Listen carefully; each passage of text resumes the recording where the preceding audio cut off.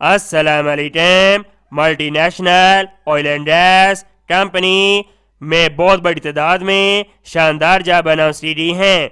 ये job the nation newspaper में 7 अप्रैल 2024 प्रोशाइटी दी हैं। आई जाती हैं इसकी डिटेल की तरफ। Career opportunities in oil and gas sector.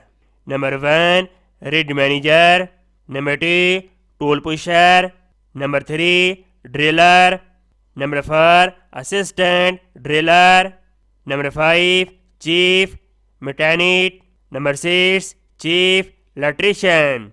Experience उम्मीदवार के पास 10 साल, 7 साल, 5 साल के दरमियान एक्सपीरियंस होना चाहिए ऑयल एंड गैस सेक्टर के अंदर, और उम्मीदवार के पास 5 साल और 3 साल के दरमियान सेम पोजीशन के ऊपर एक्सपीरियंस होना चाहिए।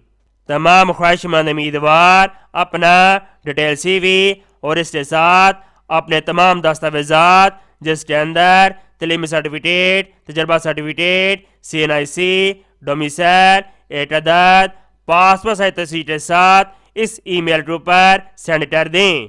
Part stuffing professional shift@gmail.com।